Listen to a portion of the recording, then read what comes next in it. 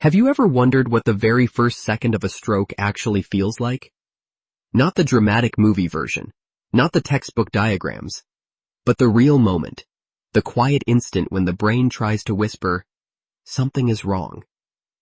Most people never hear that whisper. But one patient did.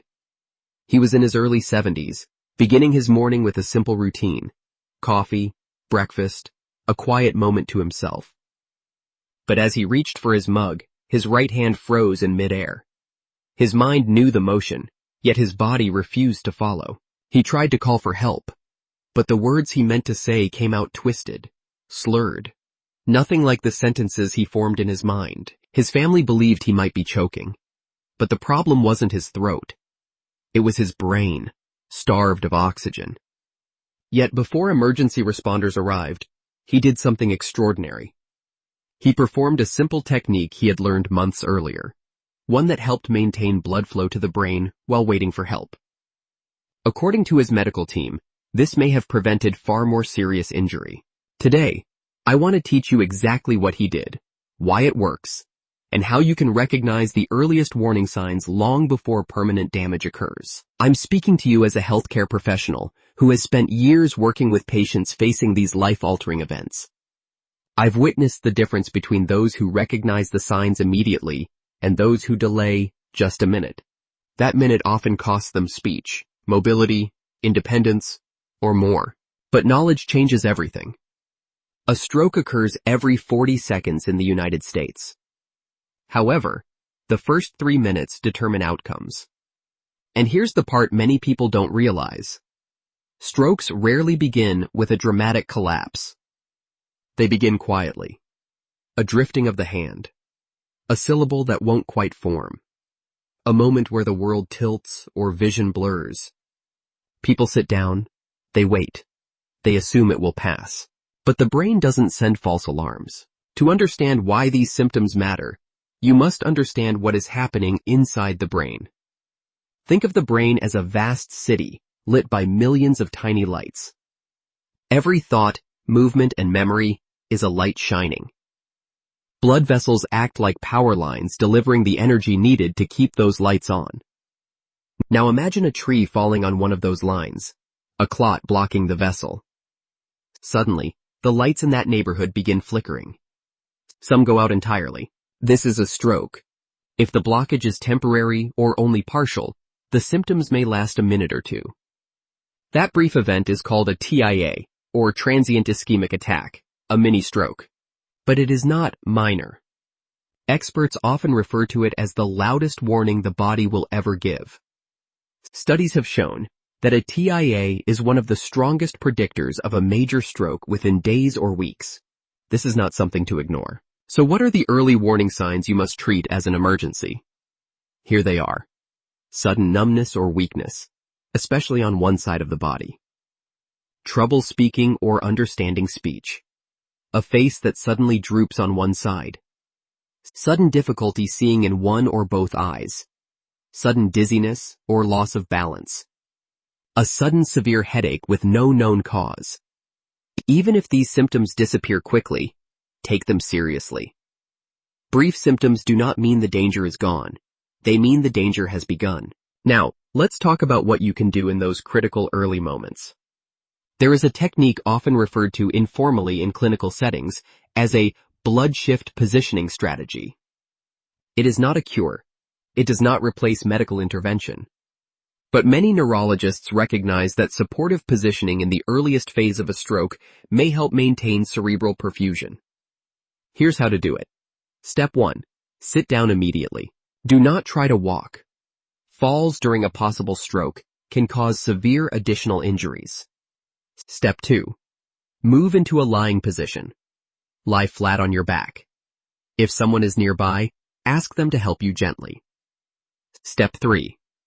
Elevate your legs about 12 inches. Use a chair, pillows, or anything stable. This helps shift blood from the lower body toward the chest and brain.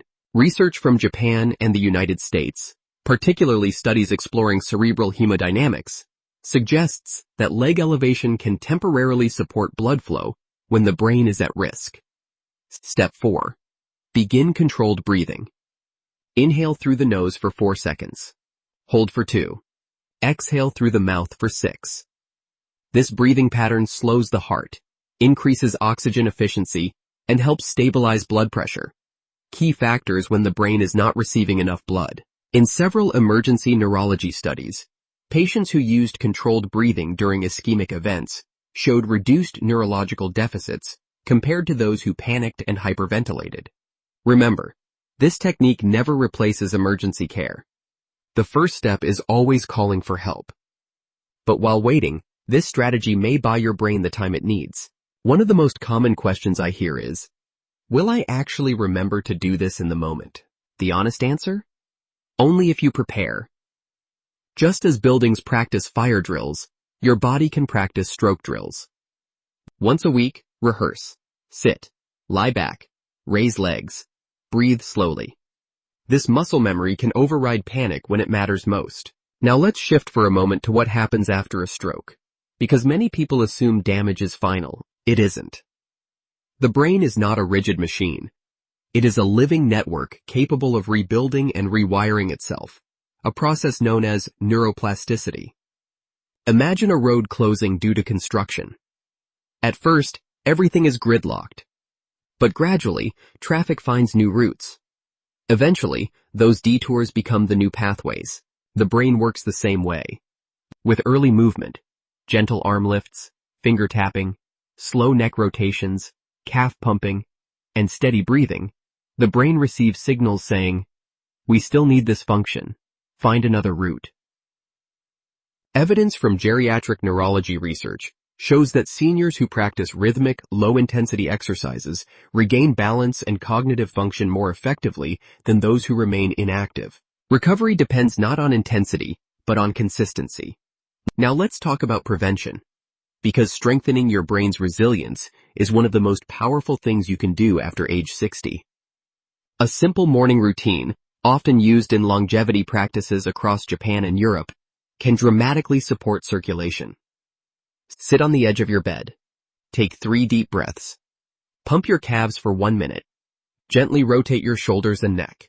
This boosts cerebral blood flow, awakens the cardiovascular system, and reduces the morning spike in blood pressure that many older adults experience.